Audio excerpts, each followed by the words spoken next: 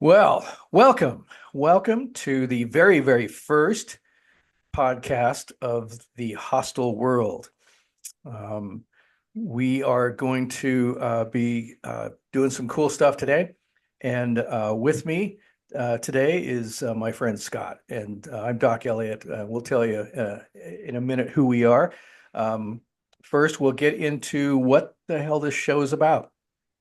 The show that we decided to bring to the world is how hostility is represented in the world today, in the society today. We're going to talk about hostility. We're going to talk about the humorous and the serious side of hostility in the world, and what's behind it, what the psychology is, breaking it down into the reasons for hostility. We're going to be watching some videos today. And then based upon those videos, we're going to kind of break those down and figure out maybe what the reasons for that hostility was for, where it came from, what happened maybe before that that caused that hostility, and what you don't see behind the camera.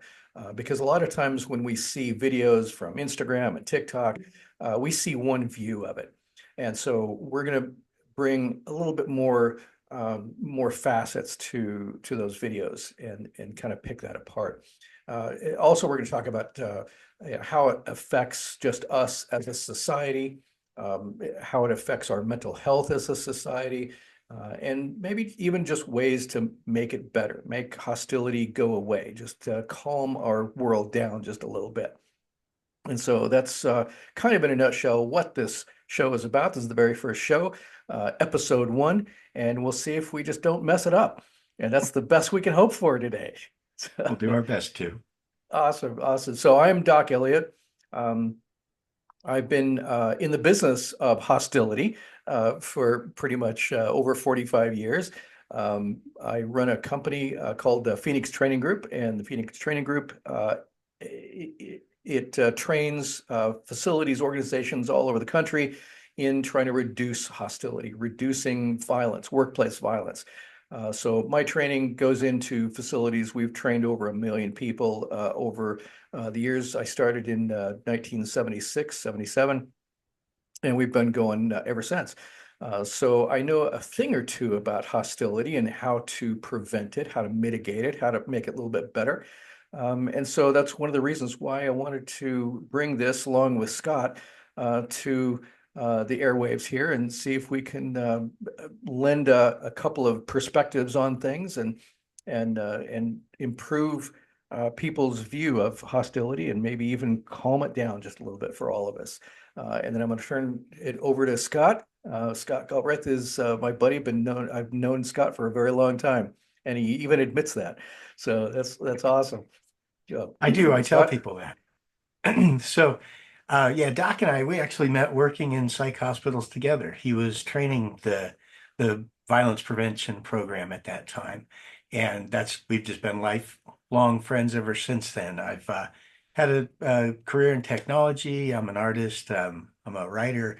I just do a lot of different things, but we've been friends over the years, and we've had many occurrences to talk about the various things that we see in the world, kind of our viewpoints on it, and then somewhat educated, introspective type of views on things. And so we'll just kind of bounce off each other and as we go through this, and hopefully this is enjoyable and maybe eye-opening for some folks.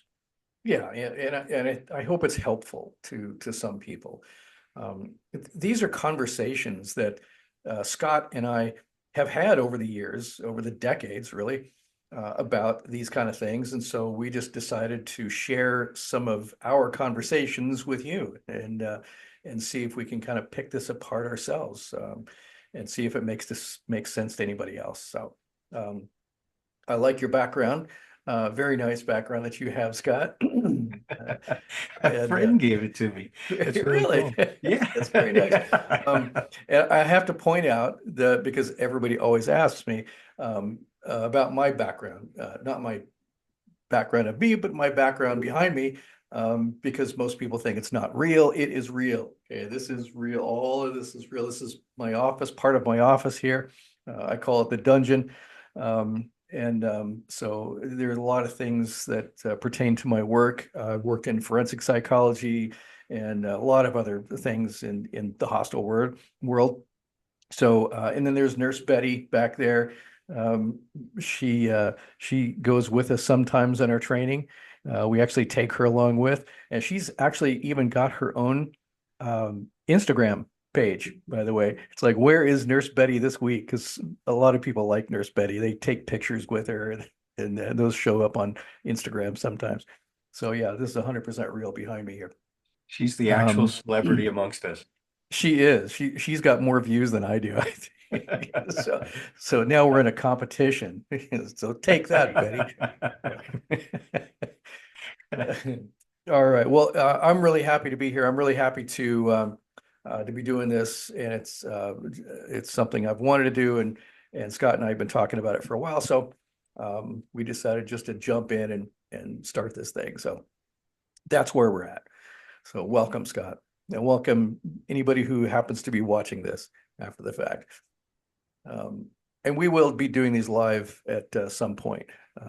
We're going to get a couple of podcasts in, and then we'll start streaming it live as we do those pretty soon. So we explained kind of what it's about, and I wanted to, before we start with the videos, I wanted to talk about, before I wanted to show my t-shirt, because I always usually wear a t-shirt that has something to do with this. Okay, I pull it up here. Okay, it's Buffalo I'm Bills. trying to look down to see it. There we go. Yeah, can you see Buffalo Bills? It's got the moth, and it says Buffalo Bills lotion, skin lotion, hand lotion, body lotion. Oh no. Right? It rubs the lotion on its skin, or else it gets the Oh, hose no. again. Welcome to my world. Okay. Yes, there's a All little insight into Yes. the My mind world. bringing you this show. Yeah, that's right. And of course, we've got a third participant today. She's a little bit on the sidelines. She only comes in when there's something of substance happening, but that would be our Karen here. Okay. Remember the building got hand sanitizer? So once in a while, she'll chime in just for fun. Yeah. I'm concerned that it won't just be once in a while. Yeah, right. We better watch ourselves. Right, yeah. Rely too heavily on Karen here. It's something we'll talk about during the videos.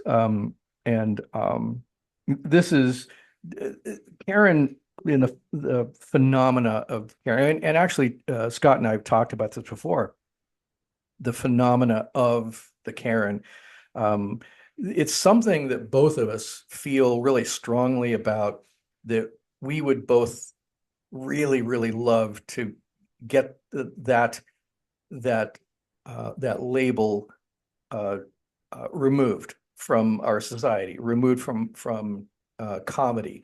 And that's one thing that we're going to be talking about from time to time, is that a lot of people put labels on things that they don't understand, or the hostility that they find themselves wrapped up in.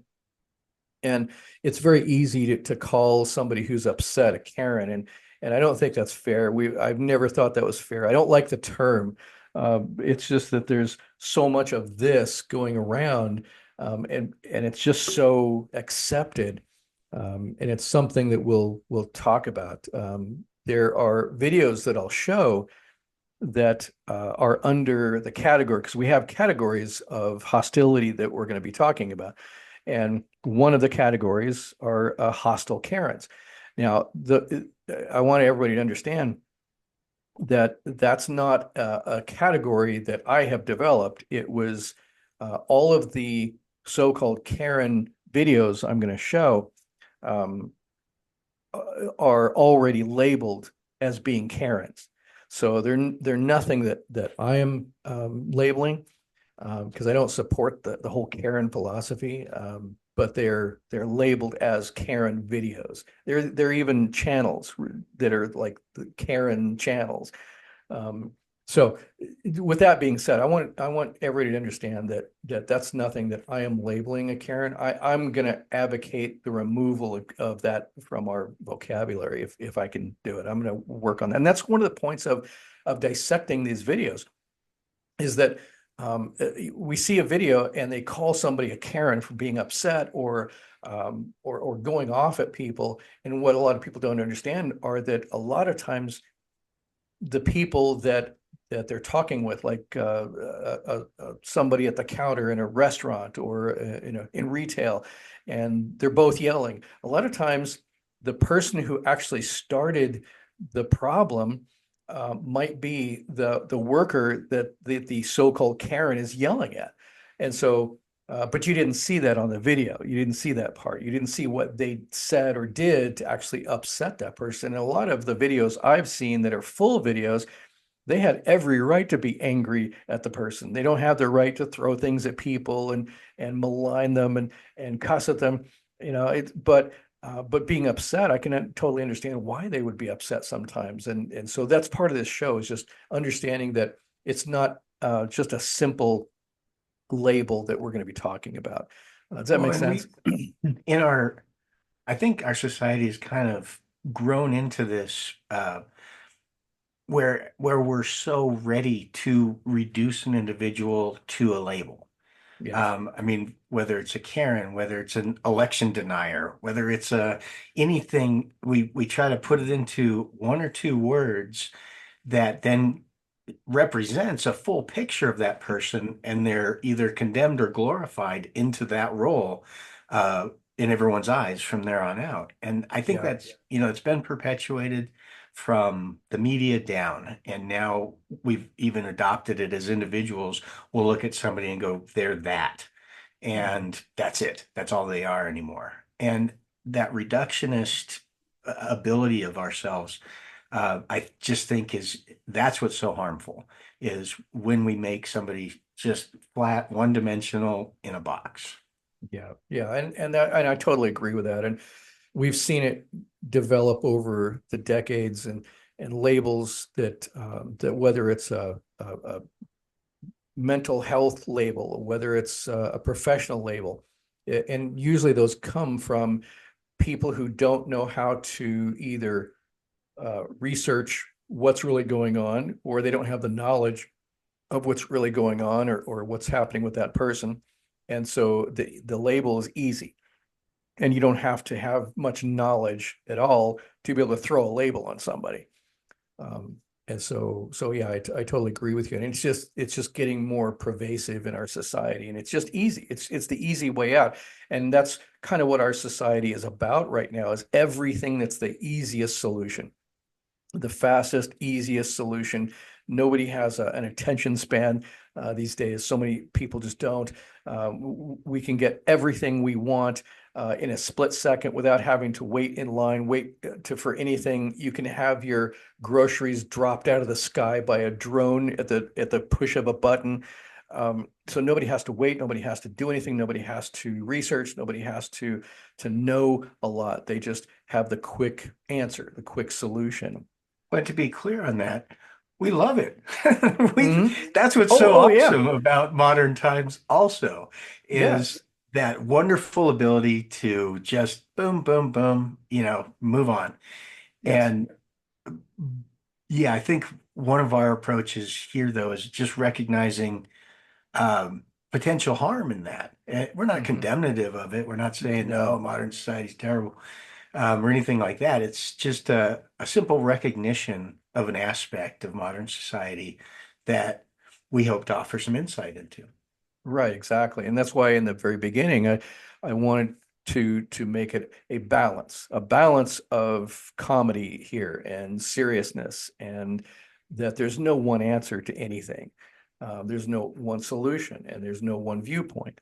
And like you said, that we all need and want the technology. We all want and need everything given to us in a split second. You know, that makes us happy and less hostile. So, Unless it doesn't unfortunately, show up on time. yeah, exactly right. That's the issue, is something that maybe we had patience years ago waiting for something like even in the bank. You know, I'll go to the bank, and when I go to places like the bank or someplace where I know I'm going to be waiting in line for a while, I don't schedule much after that, you know, just on purpose. Right, you accept And it. I'm not like always checking my watch, and that, you know, people have the things to do. They got stuff to do. I know that they're on schedules, and I get that. I'll be at the bank, and if it takes more than a minute, people start, you know, they sigh, they stomp their foot, and they look at me and they go, "Can you believe that we have to wait so long?" Yeah, that's wild.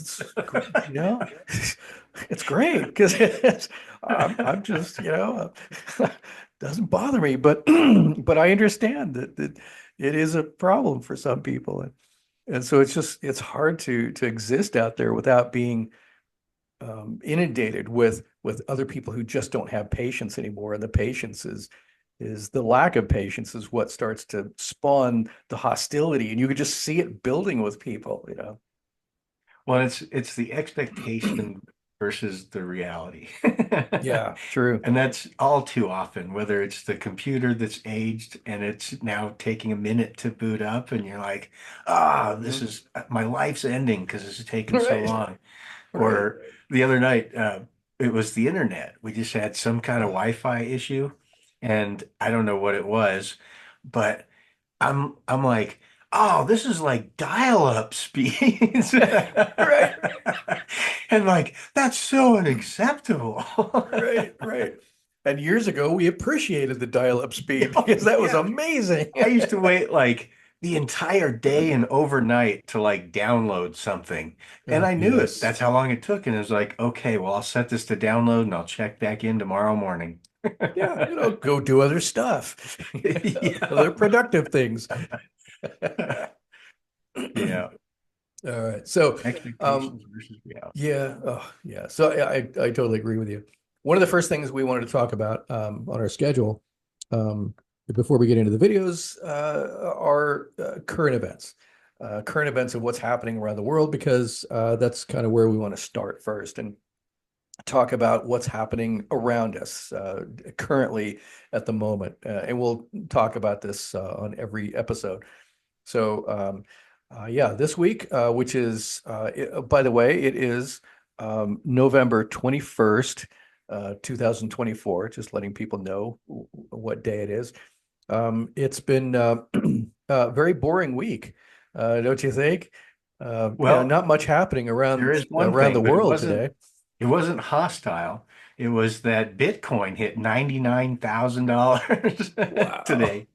Yes, Jeez. absolutely ridiculous. It started out as, I Wow. think of the guy that paid for a pizza early on. He paid 10,000 Bitcoin for it because nobody knew about Bitcoin, and the pizza owner was just being nice to him, like, sure, I'll take your worthless Sure. whatever junk that is. All right. Whatever. 10,000 Bitcoin for a piece of Wow. pizza. Anyways, That's insane. but yeah, so it wasn't hostile. Yeah. But yeah, it's So been pretty quiet, it seems like this week. yeah, this one, nothing's going on, you know, um and there was this, you know, presidential thing, you know, the elections, and but Oh, that's and all the been wars in the that's Middle East. But yeah, yeah, no, yeah, yeah. that doesn't And now affect us, right? Russia's lobbing missiles into Ukraine today and yesterday, We're and lobbing money into yeah, Ukraine. oh yeah, we yeah. We don't need to get into that, No, right? no, that won't get me hostile. No, not a bit. Yeah, and those are things that we'll explain too. Like, okay, we're not immune just because we're in the business of trying to make things less hostile. And I spent years as a crisis negotiator, and you know, even I can get a little bit miffed at some point. So yeah, we'll talk about those things. but yeah, it's been a wild week. We're dealing with post-election uh, things that are just pervasive in the media. That's all the media is talking about, and now they're jumping back and forth between post-election issues and Russia getting heated up and what the U.S. is doing to provoke that. And it's this week has been really hostile. I've got to say, it's one of the most hostile weeks that I can remember on record. At least two people moved from the US Yes. because of the election. Yeah, high profile people. Yes, At least two. yep, I've seen several people moving to the UK, especially. Yeah. Yeah. Which Yeah, is that's kind of funny. I mean, it had to happen, right? Because, you know, we exist because we left the UK. yeah, So right, it had to exactly. happen that somebody decided to go back. Right. They tried it for a little while. Yeah, going Yeah, back. a couple 100 years have had enough of this. Yeah, I gave it a shot. Yeah. Yeah. So what's your take on this week? What's happening in Russia and Ukraine and what our being the US, not our part, because if it were up to me, I'd say let's just sit down and talk and chat, you know. I wouldn't be throwing missiles over to Ukraine so they can throw it over to Russia. Well, just because I've known you long enough to know that the approach should be de-escalation. Like, hey guys, how about Yeah, let's have a drink or have some coffee or maybe right. not coffee because we're already uptight. Let's have some Yeah. tea or a Yes. soothing atmosphere and let's discuss some things. Little Earl But from what I Grey. understand, uh, all of human history, that's not the case.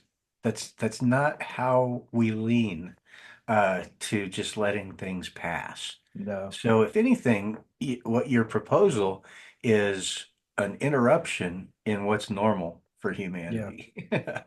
Yeah, I think you're right. And some people think that this is a more hostile world than they can remember. Yeah, it's always been hostile since the dawn of man, since the cave person days.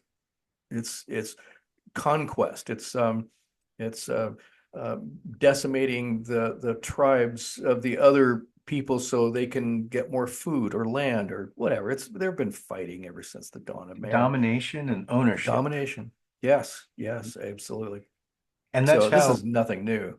and that's how you achieve your own personal prosperity or your own viewpoint of yourself as something is to become superior. Yes. That's what's normal. And I comfort. believe it They is want for their people. comfort. Yeah. Well, yeah, but at an elevated level. Right. And that level always increases.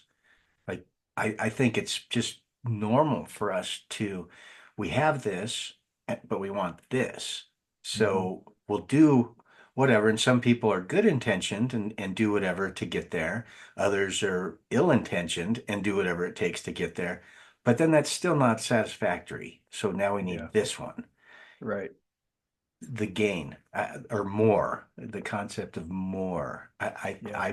I'm guilty of it. I think almost anyone is that Hmm. this is good, I want more, or this is Yeah. bad and I want less, or I want, something like that. It's got to be something has got to be achievable besides what's right here, right now. Right. Right. And the folks that I know that have a lot of money and the celebrities that I've been with years because I was in the film industry for a while and they'll always tell you that no matter how much money they make or they have, it's it's never enough because the more money they have, the more responsibilities, the more people they have to employ. It's always something that they get to a certain point but it's not a plateau. It's never, okay, I've got enough now. I can relax. I can just stop and I can just enjoy life. It just seems like there's never that rung that they get to that's the end of the ladder for them. They always have to keep going to keep it or to make more or to employ more or to grow or to whatever. And every time I've ever talked with, I think there have only been one or two people that I knew that had a lot of money that got to a point where they said, you know what, I'm done and I just want to relax. And one of them was a billionaire who I think we've talked about it before. He was a guy I knew that lived in Pasadena, and he had a company, and he just got to a point where he sold his company and just relaxed and played with his kids and his friends and would have us over for dinners and he wasn't doing anything. He'd removed himself from the company, and he just liked to throw birthday parties for his grandkids, and he would get all excited over the puppet show at the birthday parties and things, and people would go to his parties that were very powerful, and they would try to talk business. And he would say, "We're not here for that. We're here for the puppet show." And the cake. And the cake. He would just he was like a child himself. And I think that that's what it took. It is his personality was like a child. It wasn't like a grown up always having to obtain more. And he enjoyed life. And he got to a point where he says, I don't need any more money. Don't want any more. Don't want the responsibility. I don't want to be in meetings anymore. I just want to go and have fun with my kids and my grandkids and my friends. And it was such a refreshing thing. But that's it. It was a refreshing thing because I hadn't experienced that a lot. Well, and as anyone watching this can tell, we've become a little older than we ever were. And I think there's something that starts to change. You start to have those experiences in life of attainment. This is what you're Mhm. trying to do. You're striving, you're looking for, you're working hard to get and sometimes that's just mere subsistence. That's just to eat. And sometimes maybe it's more than that. But Yeah. at some point, I believe you start to put things into the categories of what's really important and what's no longer as important as I once believed. And Right. and that I think you keep whittling away at that list until it sounds like where he got is he had that finite list now. These are the things that mean something, Mhm. and everything else can go by the wayside. Right. So, is it possible that the most contented state is having nothing or being happy or that accepting as things are? This is the way it is, and being content in that and enjoying it. Yeah, yeah. I have to say that some of the happiest people that I personally know are people who don't have very much at all. And when I've been traveling and you come across people who have very little, and other than I mean, if you have to have enough to survive and to feed our kids, and that's always a struggle sometimes. But the people who at least were able to feed their children, feed themselves, put food on the table, um, have a job that gave them something, some sustenance to be able to live. Um, I see those people, and to me, seeing the difference between a lot of rich people and people who don't have a lot of money, I see more people that are happier just within themselves and their lives, the people that just don't have that much money versus the people who do have a lot of money. I see a lot of people with money and they're just miserable, or they're just awful human beings, and so that difference is really fascinating to me. And like you were saying, the older we get, our priorities change, and at least they're supposed to. And and things that were really important to me years ago are are just worth nothing now. I don't even think about those things. And I think about more things like how to make the world better and to how to make people's lives better. And that's why I've kept my company going for so long, is it's based on trying to bring de-escalation and a sense of calm to the environment that I go in and try to train. And I get a lot of enjoyment out of that, and I get a lot of rewarding stories from that. And those are the things that make me happy, and seeing my kids growing up and friends, and those are the really important things, and relationships, and yeah, those are the important things, not what I want or what I need. And yeah, priorities change over a while. So I think you touched on something there, um, that based on those priorities, based on where the contentment comes from, not the like acquisition of items or something like that. Could it be that some of the causes of what we're going to see in some of the videos, I assume, because I haven't seen these, you're going to be showing me stuff I haven't seen. Um, and what here we have so much, right? Like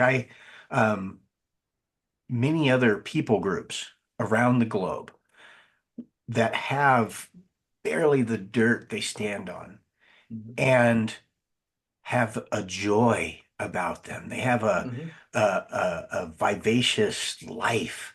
They have an appreciation. They have a giving spirit. And and then if you look at the people, maybe some folks in America who might have mountains of stuff, and they're growly and angry and expectant and diminishing of others and And mistreating, entitled.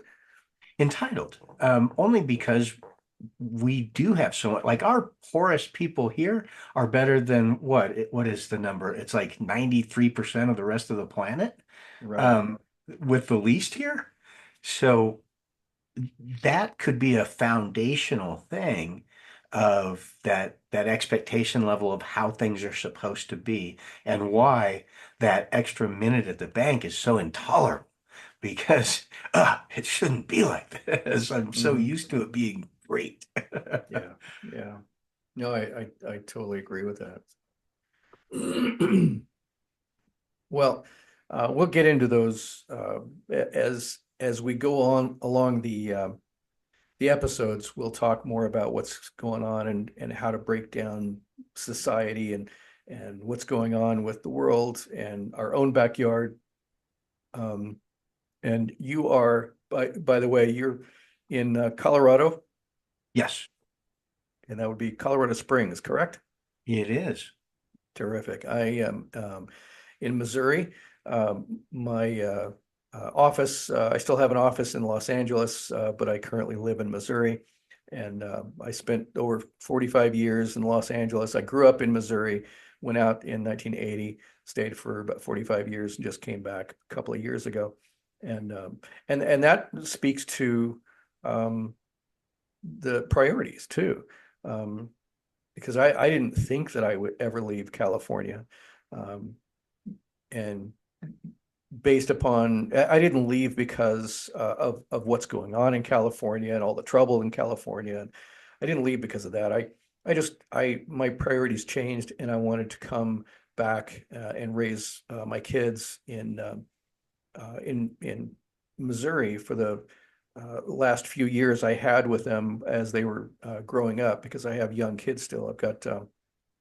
Oh, I've got a 22-year-old, I've got a 19-year-old and a 26-year-old, and so they're still young, and so I wanted them to experience Missouri and around family, because all my family's here, and so that's why I came back to Missouri, was family, and not because of what was going on in California. But I'm much happier here.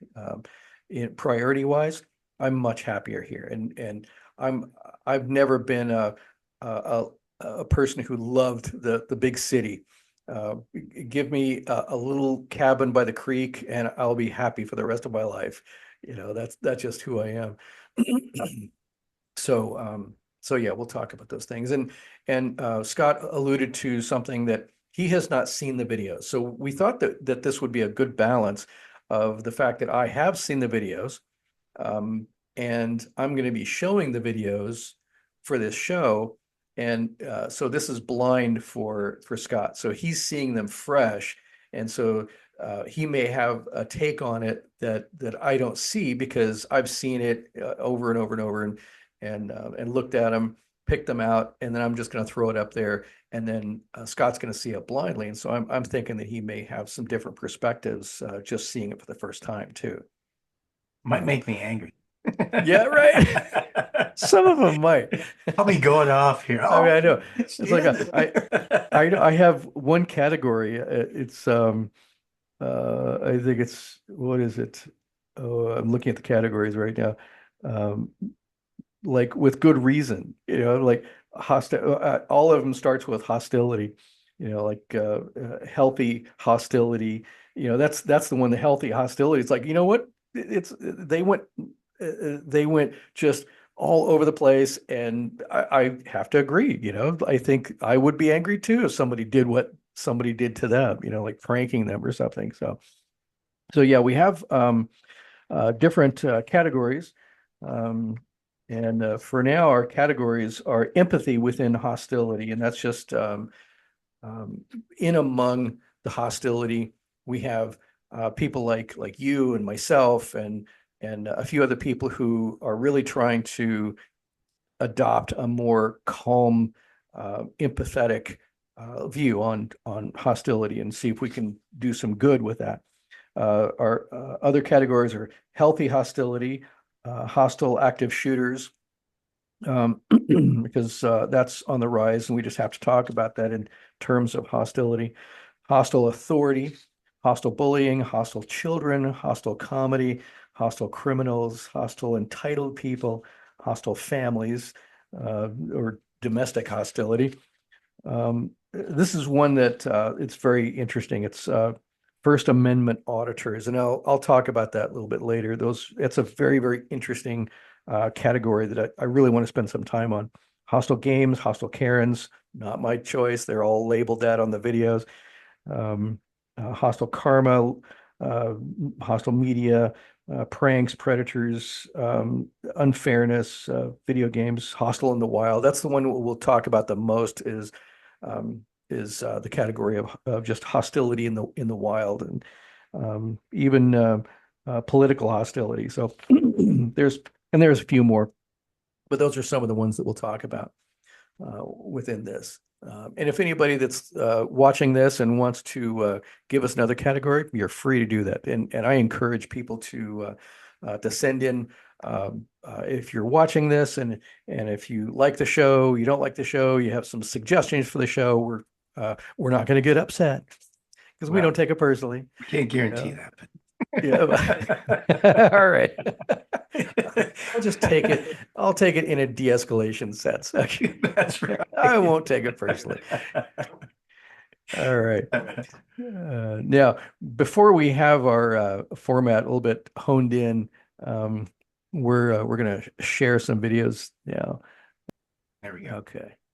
He misunderstood. There's been no misunderstanding, Bullshit. sir. My friend went to try to find our cat. That was all it was. Why was he looking in her house for the cat, sir? The cat went out the door. The stairs. He was to the looking left. directly into My her cat. window. Oh my God! You want to see my cat? I don't care about your cat. That's all it was about, you son of a bitch. I'm so sorry, you guys. Seriously, it's been like this since the day she moved in. Seriously, all I did was try to get my cat home. That's all he did. He walked down there at 10 o'clock. And stood in front of her window and stared in the house. The cat was in the bush. The cat was. That's in why the he was bush. facing her house? Was the cat inside? The cat's this way, dude. Cat's that Do way. you see how dumb you were acting? Are you drunk, sir? Are you inebriated? No. Because I this really person- feel like you might be. Like, you are Oh my so God, all out you of wanted line to and do was moving get on and our on. cat out because Okay, he well, you know doesn't- what? She doesn't care about your cat. and she wants you Would to let stay your away dog from or her. cat outside in this heat? No, and that is not my point. That is That my is not why point. I'm here. I don't That's care, and my neither point. does she. You can record She it wants all you to want. stop I just wanted contacting her, sir. I'm just trying to apologize to her. She doesn't want your apologies. She doesn't want your contact. You are not her friend. was dumb All you have people. done has harassed her since you moved in here. And you literally stood here and said terrible things about her. Why? He misunderstood. Okay. Wow. So, yeah, right. Yeah. And there are so many of these type of videos that we have.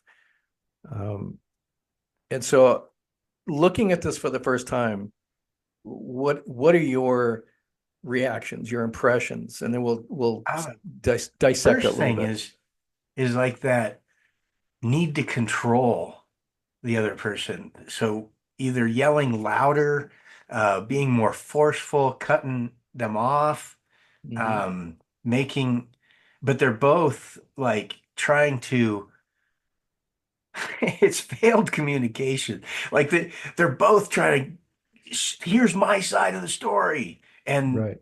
if I get louder, you'll understand my side of the story. And the other, Right. no, I'll get louder, then you'll understand what I'm saying.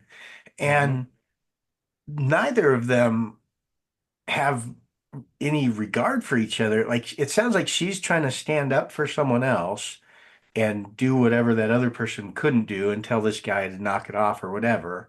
So I don't understand the entire circumstances.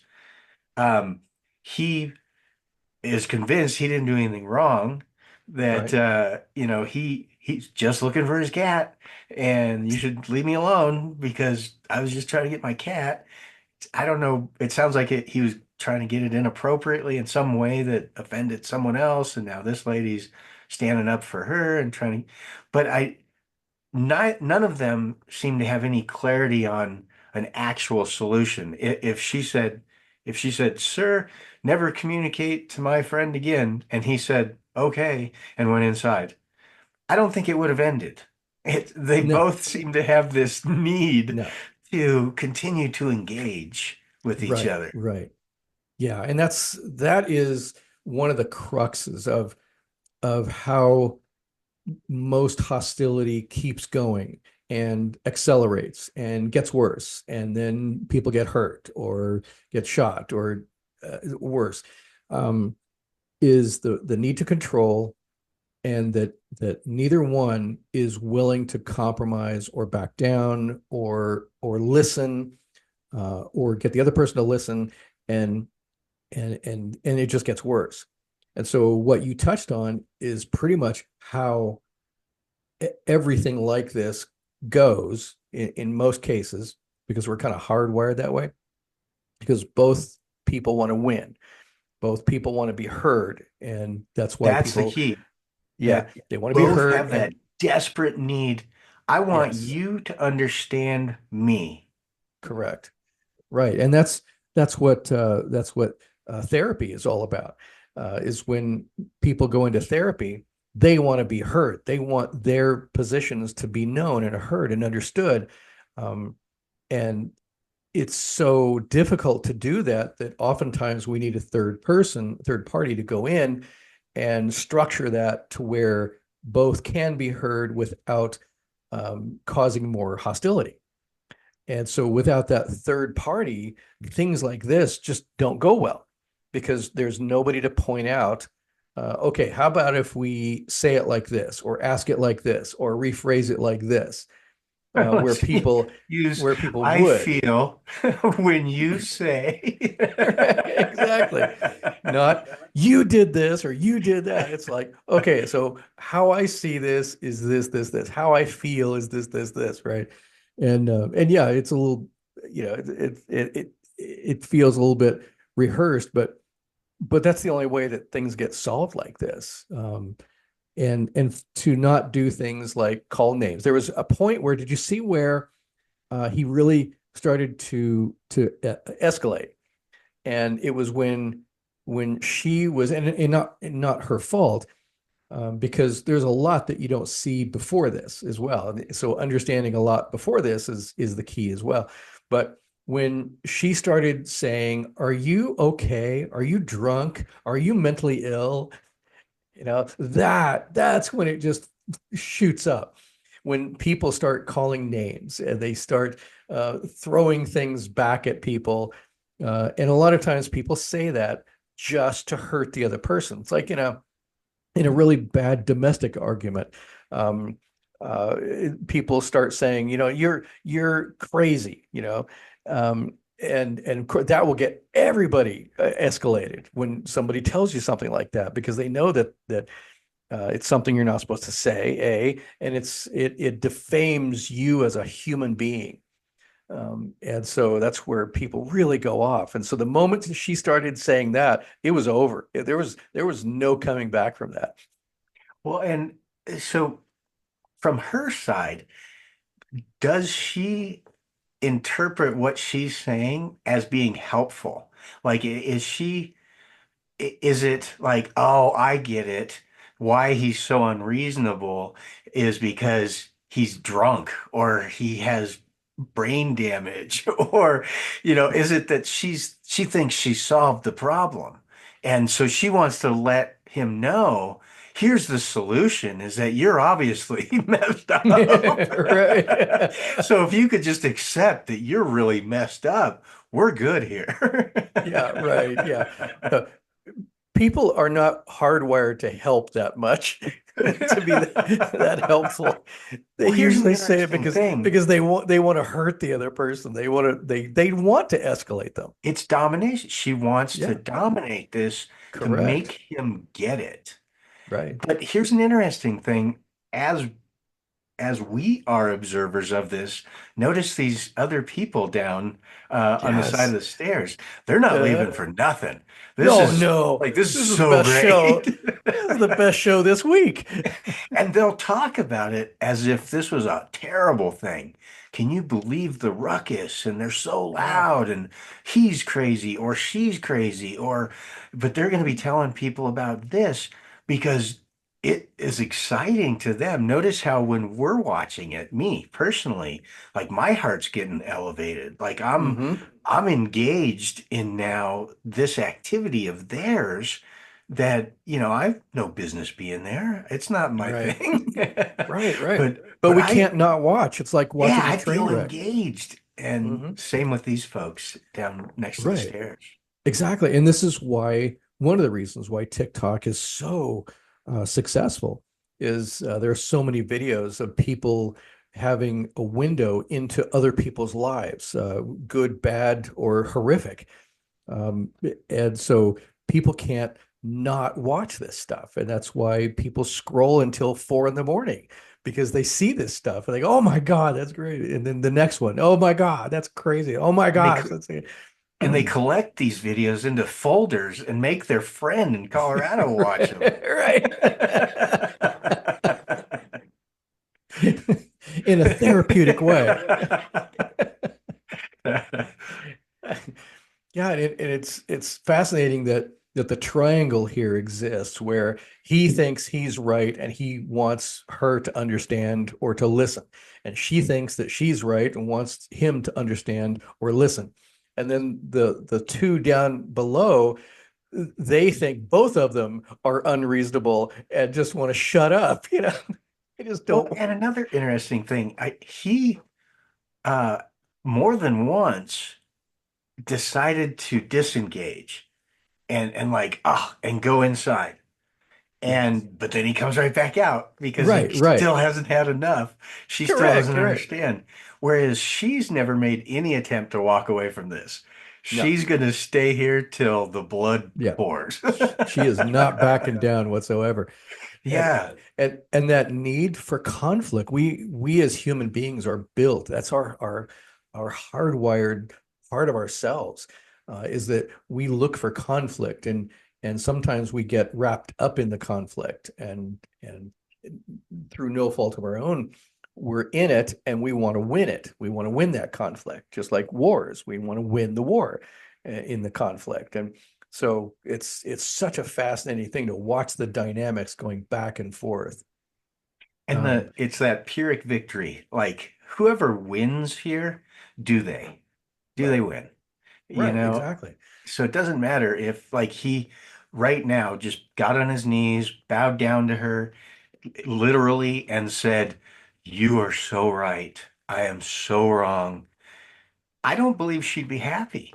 I No, don't think no, that would satisfy no. her. Well, it that's called flipping the script. There's a term, let me know if you know this. It's called complementary behavior versus non-complementary behavior. Are you familiar with that? No. All right. So it's something that we practice every single day, either one. And we are hardwired to deliver complementary behavior to another human being. So, for instance, if somebody is nice to me, then that prompts me to be nice to them, right? If I give a gift to somebody, then their inclination is to give a gift to me. If I say, you look really pretty today. Oh, thank you very much. You look great yourself.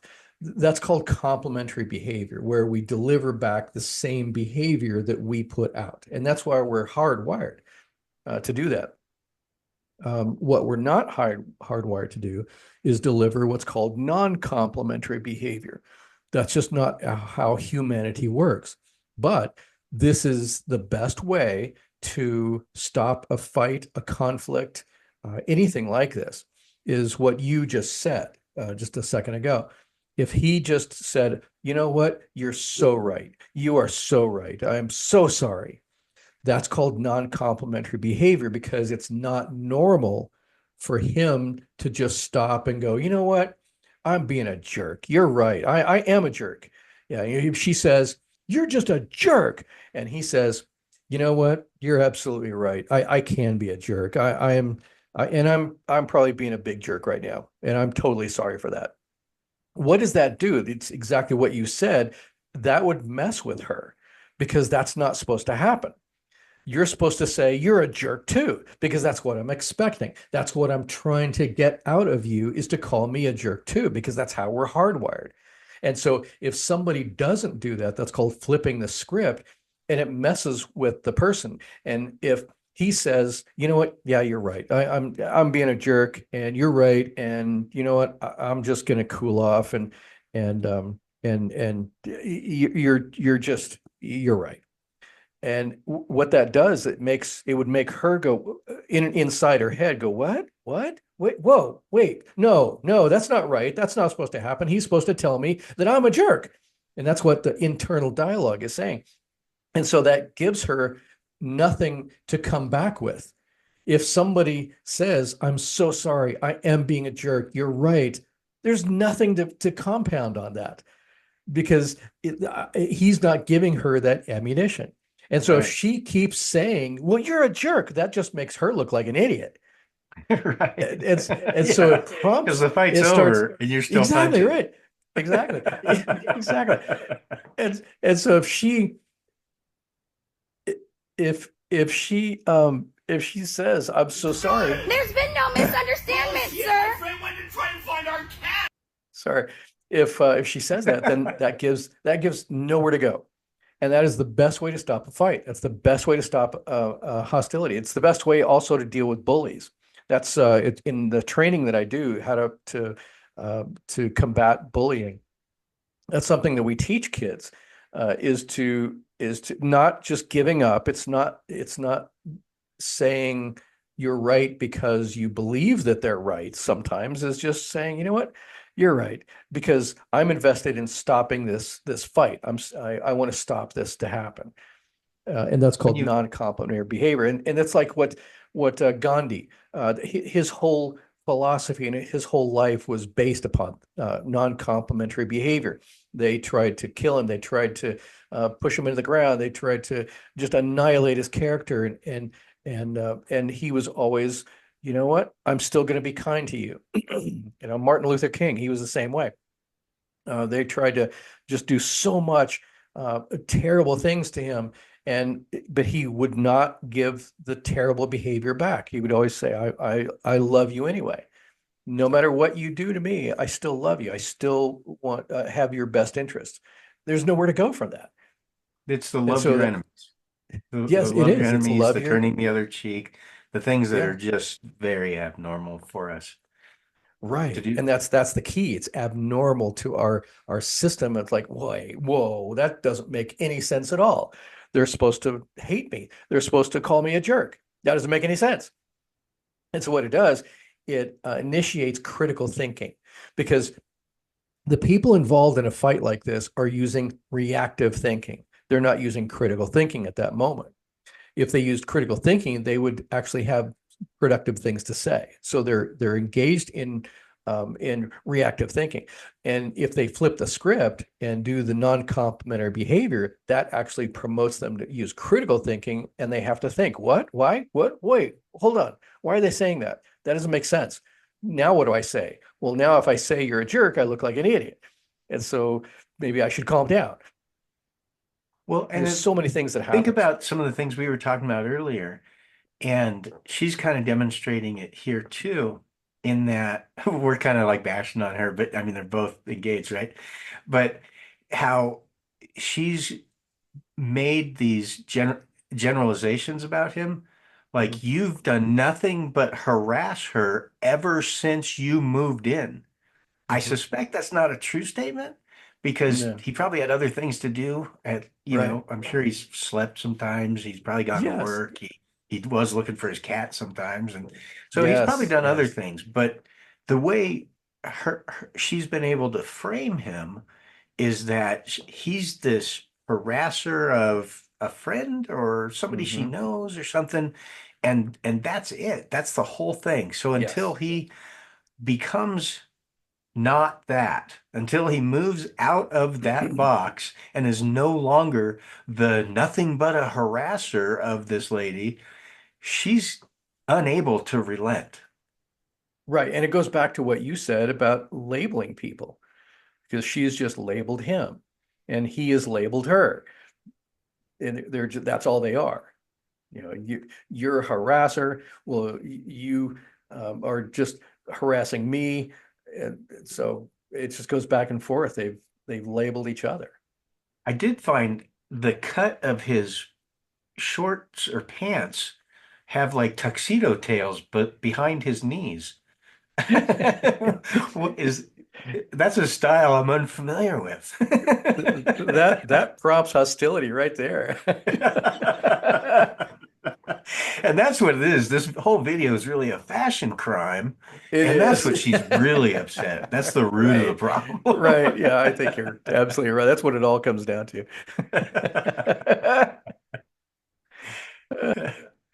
Oh my gosh. Yeah, right. Okay, let me whoop, sorry.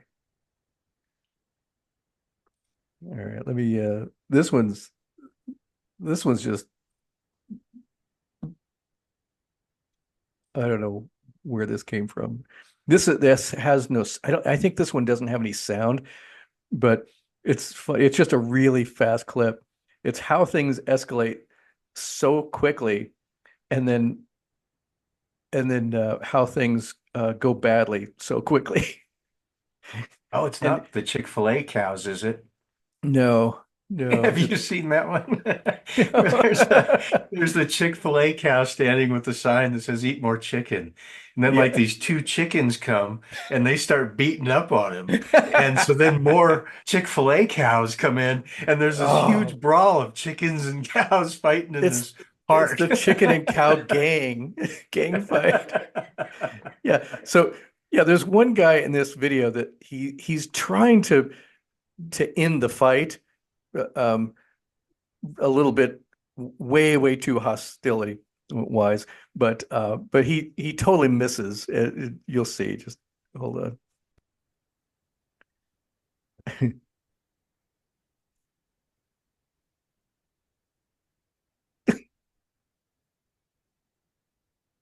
Did you see that? Boom. Oh, gee. So he's trying to throw the concrete block on the guys that are in the fight and trying to end the fight, right? They're fighting, and he totally Oh, misses them. Hits the girl. the face. It's like a bag of flour or something because I it know. just turns to dust. Right. Oh man. Oh my gosh. That's just terrible. That's somebody who Yeah. thought they were doing good by ending the fight and totally messed up your buddy there. Not, yeah, well intentioned, but it Right.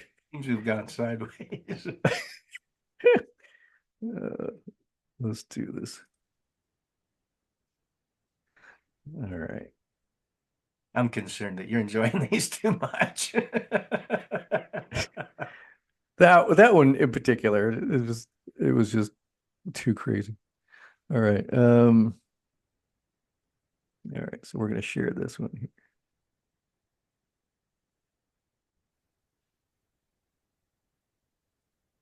And this one's typical. This lady put up more than 20 items. Listen, nobody's gonna sit here and count that. I've been in line for 20 minutes. No, I don't care. It's too late now. I'm paid for it. And I'm gonna leave. You got a problem with it? Go get the manager. Nobody gonna sit here and count that shit on the floor. She messing up Walmart. Why would you mess up where you guys making money off me? Let me take and leave. She's in the wrong room. Then let me do it. Who gonna count? Who gonna sit there and read every item? That's crazy. Nobody gonna do that. People's in a rush to go. Don't do that, ma'am. You're hindering other customers.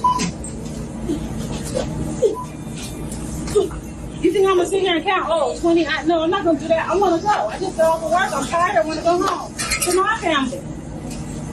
Just like you do. Nobody gonna count these items. Who does that?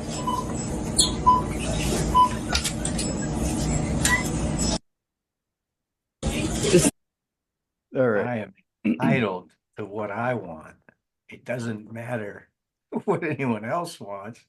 If and you know, it obviously it's arbitrary. You put up a sign that says 20. So that's a total arbitrary number. It could have been 10, they could have picked 17, anything. But now that is the rule. The rule is 20 or less. So the cashier is like justified in their given authority that my sign Right. above me says 20 or less. That Correct. so come hell or high water, it's 20 or less. Mhm. So now humanity has been removed from the scenario at all. You know, I had a hard day. I'm tired. I want to get home to my family. Which is You know, all those true. are her Yeah. justifications. Those are what she's feeling by waiting in all these other lines and finally takes it into her own hand of, I'm going to do this, what I want to do. And so now you have the authority and the my way. That's what's conflicting here. Right. Yeah. And she's justified in within herself because she has most likely had a long day and she wants to get home just like and she even says just like everybody else here. And she justifies her needs and her wants over other people's at that point. Right. Now you Um, put this woman at the back of this line where someone else is doing that, and she's going to have an entirely different viewpoint oh because they're yes. keeping her from getting home to her kids. She's Right. tired, and the sign says 20. Yeah, right, exactly. It doesn't apply to you, it only applies to me. Yeah. And Yeah. the people behind her are actually being pretty quiet. You can hear her kind of talking into her phone, like, she's so wrong. She's so wrong. She's so right. But she's not yelling it at her. Right. The cashier is the one that's making the deal out of it like that. And because I think that 20 is pretty generous, actually. I've seen 5 or less. I've seen 10 or less. Man, yeah. The fact that she has 20 means that she's going to do 29. If they put 30, she's going to do 39. She's going to break 39. So whatever the limit is, she's going to go past that limit. Because it doesn't apply to her. Like Correct, right. because she's been waiting. So now all bets are off. No, nothing else applies to her. No. She is going to pay for her stuff. And she says a lot of those things like, You're making money off me, so there should be no Mhm. problem. Nobody else cares. Nobody's going to be counting my items. You're the only one that's causing a holdup now. I'm going to check out and I'm going to pay and I'm going to go home. I don't care about anyone else. Yeah, she's flipping the script on everybody else. She's making everybody else the scapegoat. It's a technique that a lot of people do to throw the blame. It's a gaslighting technique. It's like throws the blame on other people for this whole thing. We wouldn't even be talking here. We wouldn't even be having this exchange if it weren't for you being such a ninny about 29 versus 20. Right. And so the other aspect is that self-absorption that we're all guilty of, that Yes. I'm the focus of my life, right? Right. More than you are the focus of my life. And so she justifies it in many ways. She's able to verbally express many of those ways in which she justifies this behavior to herself and now trying to convince someone else, see, Right. it's perfectly logical that I'm Yes. doing this. Everybody should understand. Right. And that's one of the big issues is that we can justify our own realities almost every time. And you're not seeing my realities. And to me, this is not an issue. To you, it's an issue. That's just like saying this is a microphone, and you saying no, that's not a microphone. To her, it's that concrete.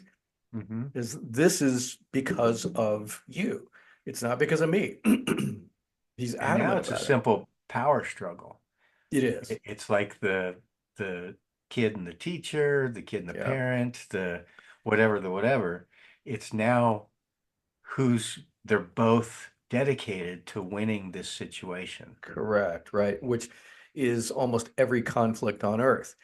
And once it becomes a power struggle, then it pulls back and forth. I want to win. No, I want to win. You're going to lose. No, you're going to lose. And once it gets to that point, there's no ability to solve this through de-escalation or negotiation.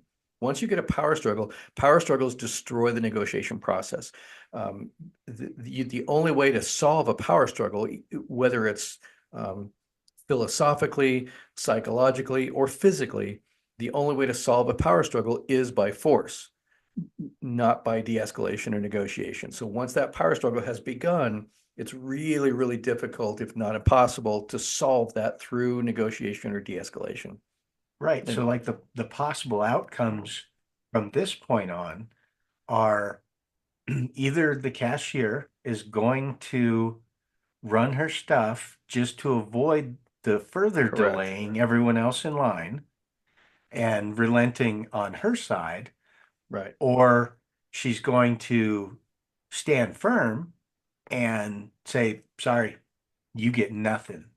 And we're all just going to stand here and stare at you till you storm out of the store like a maniac, or you steal stuff and run out with it, or, so either she stands firm or she relents. The lady has already expressed she's not going to relent. End of story. Correct. So either and that's, so think about like parenting, right? Like the kid that is having a bad behavior, either you end the bad behavior or you allow the bad behavior to continue. And as a parent, you have to decide that at any given point, what are you going to do? You're going to be firm in the no, or are you going to relent and make it a yes? Mhm. That's kind of where this cashier is at, is the parent of this misbehaving child now. You're right, exactly. And 9.99 times, what's going to be the outcome? I would anticipate that this. she'll run her stuff. Yeah, That almost she'll always. run her stuff, and the lady will have been rewarded for bad behavior. Correct. She will go about her day and replicate this somewhere else. And she'll tell And- people about her yes. victory. Oh, About how, absolutely. and then I said to her that I'm gonna pay for this. And she didn't Right. have any choice. She had to let me buy my stuff. Right, right, exactly.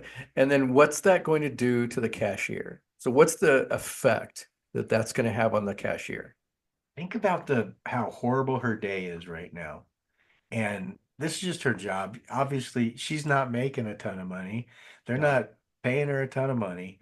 And so this is just her survival. This is her job. This is what she goes to every day, like it or not. Snow or not, holiday or not, she's there because it's her job and she has to get her check. And now it's not just the weight of the job, it's the weight of this customer. And that's what she gets to end her day with is there is no victory for her in the Right. situation. Right, because No maybe matter this how it has goes happened, down. right, maybe this has happened several times that day with several different people that day. Maybe every day it happens. Right. And yeah, and that starts a domino effect. And that domino effect can mean that she goes home and takes it out on somebody she loves or the other customers for that day. And so this is where hostility, if it's not resolved, this is where hostility continues and festers sometimes. And then it becomes that ripple effect and it affects them personally and affects other people around them because maybe this has happened several times and they're just tired of it or sick of it or they feel powerless from it. And so this is where hostility grows in our society, is not just one little incident, not just one person, but how that ripple effect affects the people who are in the path of hostility like this. And so, we're looking at, and the whole point of our podcast is we look at a lot of these negative things, but to take that point of yours to the positive level of imagine the repercussions of the exact opposite, where somebody comes to her line and says, hi, how are you doing? And Right. people say hi all day long or don't or ignore you because you're just the cashier or whatever. But now somebody walks up and they are moving their stuff through the line, but they're like, how's your day going? Yeah. And they're willing to listen. They're willing to Right. hear how your day's going. So maybe this next customer is like, how's your day going? And he's like, well, you saw that. That was terrible. And I'm so upset and everything. What if the next lady gives her a big hug? Gives Yeah. it just as like, I'm Right, sorry right. it's going like Yeah. that. And that's how to derail Right? hostility. But you Right. have that Yeah. empathetic Mhm. response to a person as opposed to the apathetic. And right. And so there's the balance. That's the balance that we talk about this, how we can make it better. We can decrease the hostility and hopefully, and in most cases, the person behind would come up there and go, wow, I'm so sorry that you had to deal with that. And typically they'll do that unless they're just a terrible person too.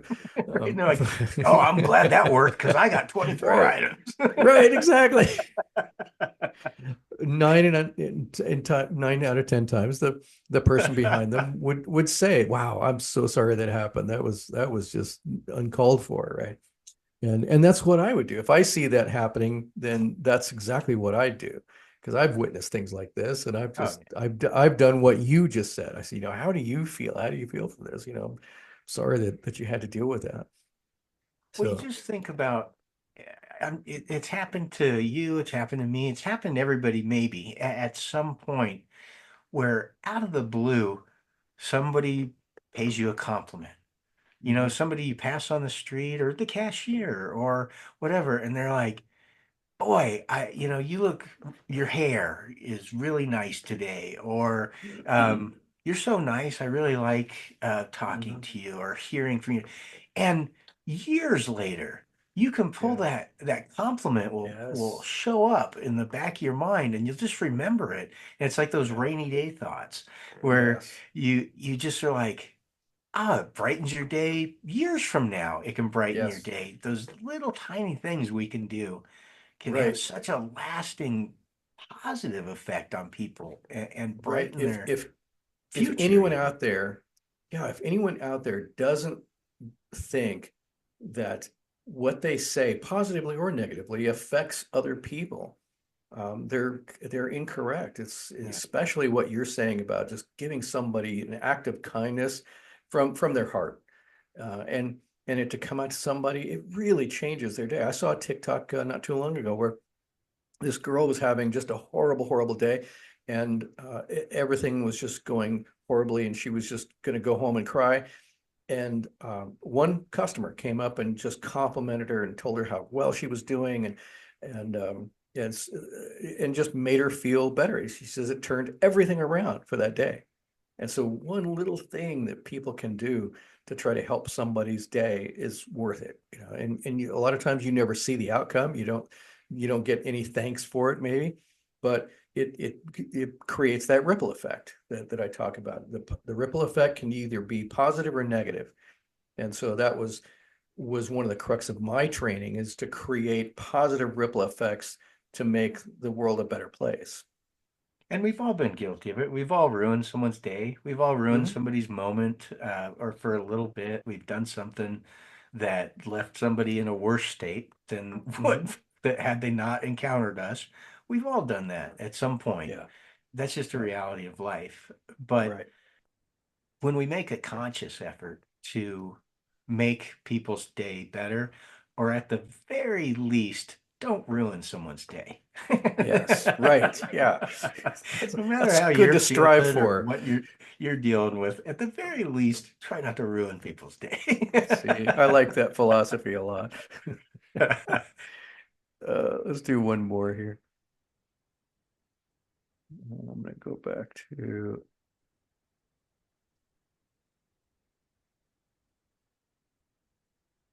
Oh, see, this is empathy.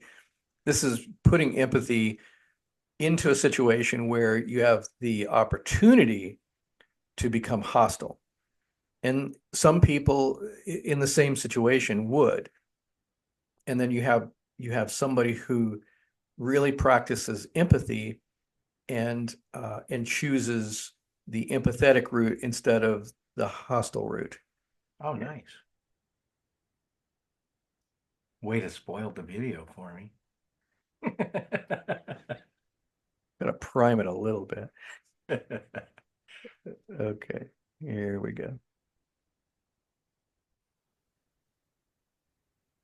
So these two older women sat down on my chair, and my chair's outside. So I said, how can I not serve my two outdoor guests some tea? And I brought them a fruit tea and some honey, and helping them enjoy the afternoon. Oh, that's fantastic. Right? Yeah. The opportunity was so there for somebody to do to have a negative reaction to that. It's like, hey, what are they doing in my chairs? Like, hey, you They're kids, sitting in get my off my chairs. lawn. Yeah, my lawn. Yeah, right, exactly, right? And the opportunity was so there, and some people would take that opportunity. A lot of people would take that opportunity. What are you doing in my chairs? Don't break my chairs. Don't mess with my chairs. But instead, seeing it in a whole different light. What's your take on it? I love it. One, I love that he saw them. So it sounds or it looks like he just saw them sit down in his chairs. And so he probably had the approach of, well, they look older. They're probably tired. They've been shopping, they've been walking around or whatever. They're just taking a load off. So let me take an even greater load off of them, and I'll serve them Yes. tea Right. and see how they like it. If they like honey, do you need cream with your tea? Do you like sugar instead or whatever?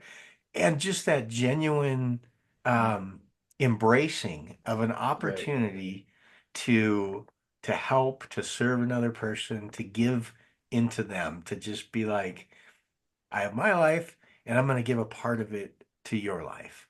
Yes. Totally unexpected. There you are. Okay, what can I do?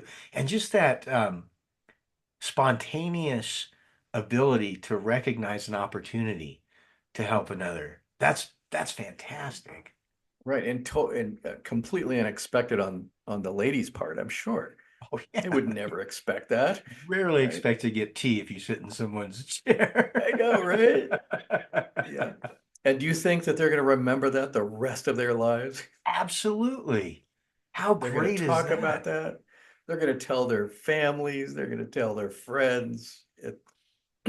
Yeah. And the general notion is that older people are one of two. They're either just the kindest people you'd ever meet, or they're the grumpy, crankiest people you'll ever meet. That's kind of the two ways that we tend to view older people.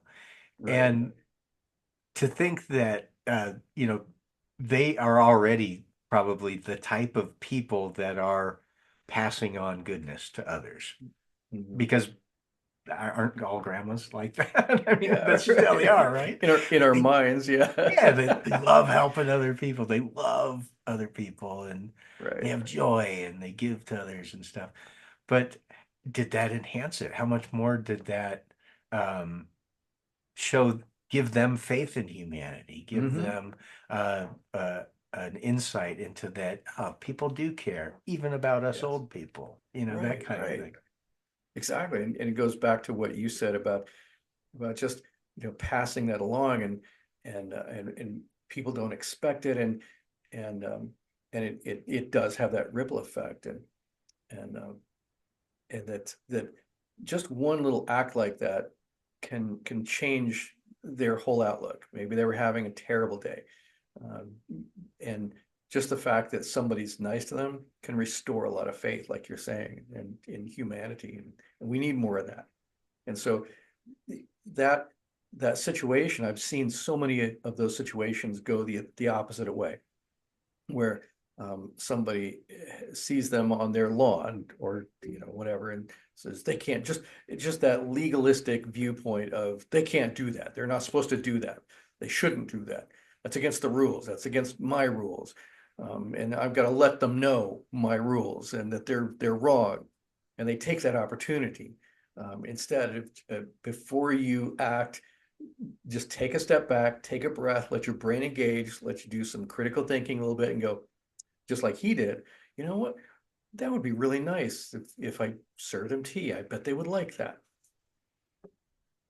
Well, and you think so when we first started today talking about all the conflicts, the things that are going on in today's hostile world, we all generally recognize the modern world as a pretty hostile world. I think everybody has, if they're not acutely aware of it, they have this impression that it's not that friendly of a place. Not everybody's not out to give to you. Not everybody is out to Yeah. give you their best.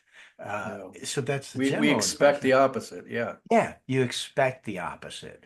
So that's probably why it's so disruptive too.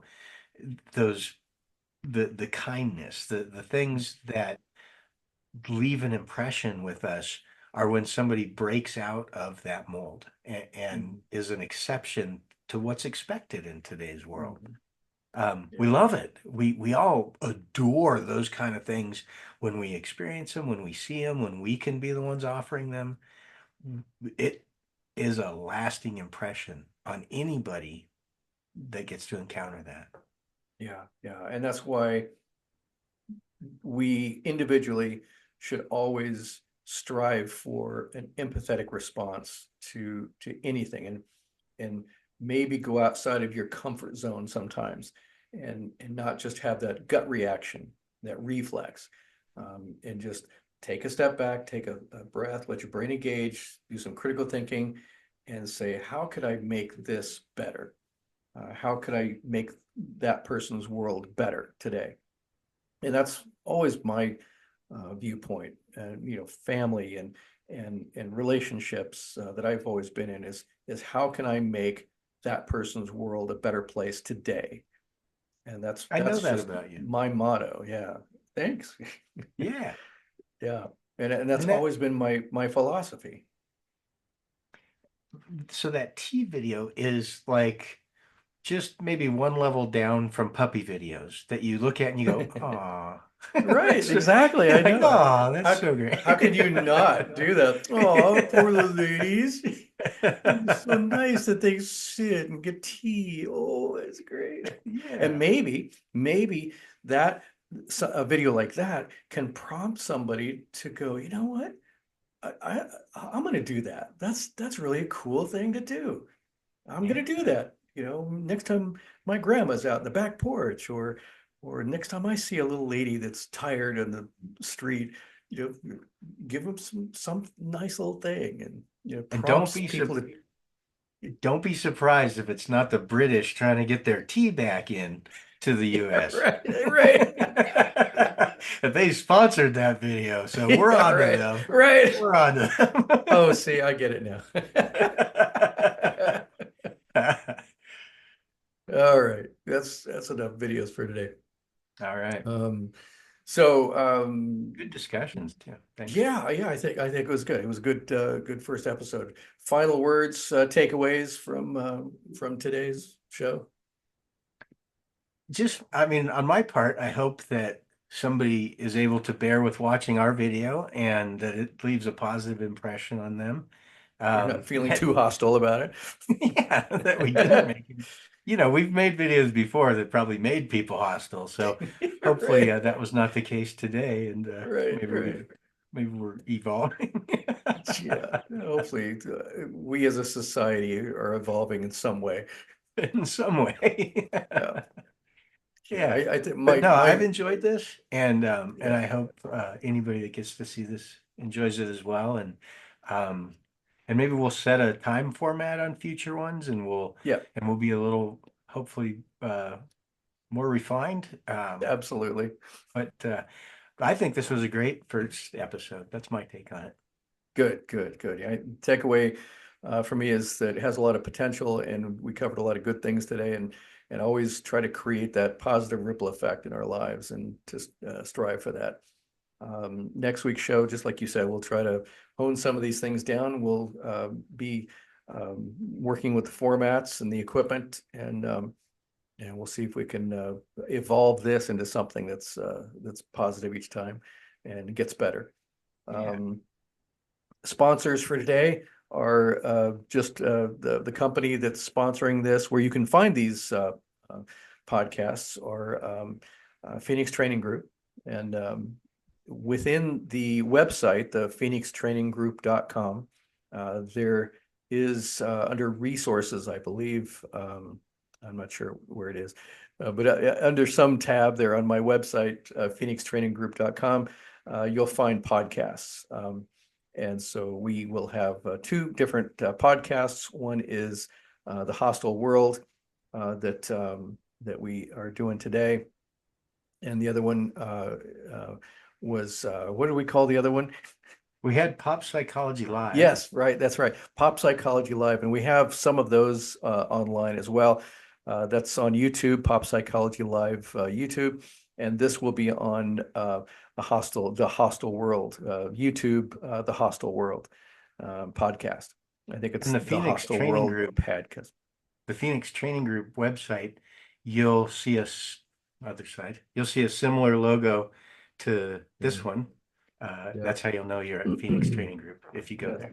This is what the page looks like when you get there. Yeah. Yeah, there you go. So you got I the like Pop that you have a Psychology paper Live. website. Yes, right. See, That's nice. I pass these out. I don't have a digital website.